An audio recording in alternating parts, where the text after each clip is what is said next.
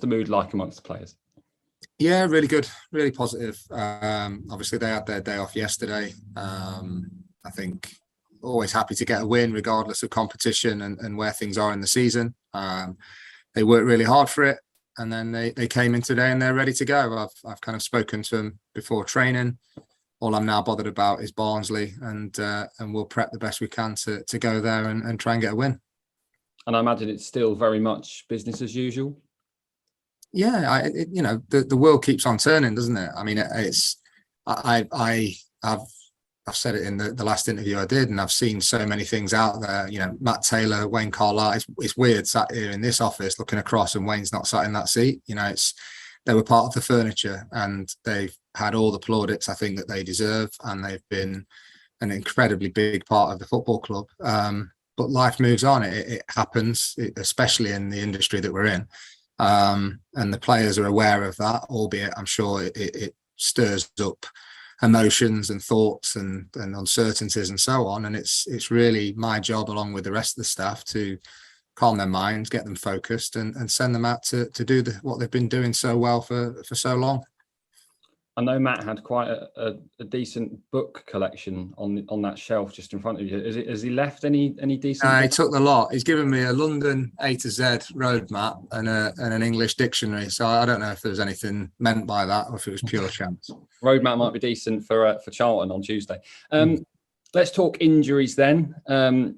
We spoke about Jamal on Tuesday night. Was it in the end just him playing games with Andy Soudan? Yeah. He had me. I went past him today, and if he wasn't 6'5" and quite scary, I might have said more. But I made sure he was okay. He's fine, and we're all good. Earlier in the week as well, I saw Harry Kite, Groundsy, and Tim Dieng. None of those three seem too far away. Not far. No, I don't think they'll be right for the weekend, but they're not far away. Let's talk Barnsley then. How has this match been? I know obviously it's been prepared for like any usual match, but with everything that's been going on over the few days, have you been able to see footage of them, or has one of the team been able to take a look at them?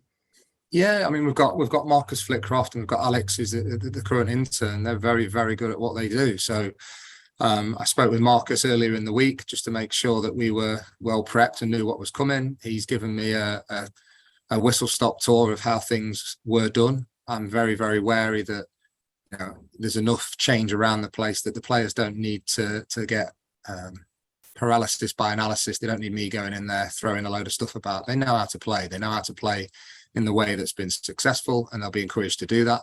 Our job really, along with Marcus, who gave me a fantastic bit of information over the last couple of days, and Jonathan and Mickey Jose has been helping out. We've looked at the footage.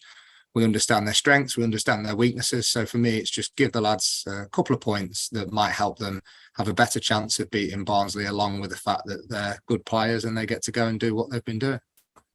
Barnsley came down from the Championship last season. There's going to be a big crowd on Saturday. They're doing very well. Does this feel like it might be the biggest test the lads have had so far this season?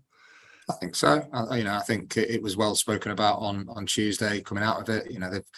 Everybody in League One is a good team. You don't accidentally end up there. It could be the fact that you're a big club who's dropped down and you're desperately trying to get out of it, or you could be one of the smaller clubs who's kind of clinging on to that dream of teams in the past that have come up from League Two and got into the Championship, and you probably fall into that category. The lads have been a credit to themselves how they've kind of hit this season and carried on where they left off. There's obviously differences, and there's obviously a difference in quality and size of club in League One, and yeah, I think it's a fantastic challenge for our boys to go to Barnsley and show what we're about. And we can take encouragement, of course, from our last trip on the road with that 4-0 win at Forest Green. Yeah, the lads are. That's in the past.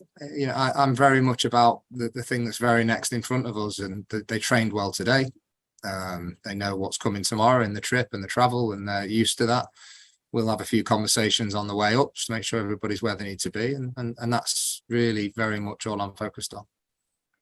A question I've been asked, which I said I would ask you, was obviously with you helping out the first team at the moment. How the under-18s, is Aaron doing that one? Who's looking after the under-18s at the moment? So Brad Miller, who's just come in as head of coaching. So, that kind of, as the position that I left to go and take the 18s, Brad has now stepped into the breach to take those boys. I've been getting interesting looks off the lads as I walk past them. But no, they're well prepped as well for their game. They've got a big game at Swansea in the Professional Development League Cup. So, as I say, wheel keeps on turning. I think we spoke about it on Tuesday. The togetherness and the unity showed by everybody around me here has been humbling, really.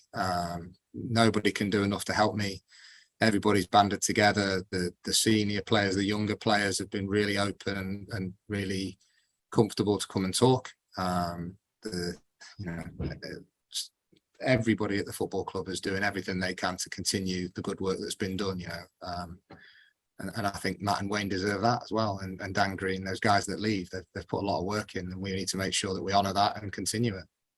And finally, do you have a message for the supporters during this interim period? I think the same as that. I actually turned off most of my notifications on social media because I'm on most of it, and I realised that can be a dangerous game.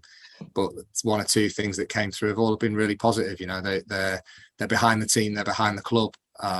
They've wished me well. They want to make sure that I'm doing everything I can to continue. But it's never easy taking over from somebody who did so well. So I just need to make sure that my feet are grounded. I'll enjoy the experience myself. This is a big thing for me. It's a real honour to be sat in this seat to lead the team out on Tuesday night and again on Saturday. Is fantastic. We'll see what comes of that. But fans just get behind the team, come together at a time where there's a little bit of uncertainty, and I'd like to think that the good times can keep on coming.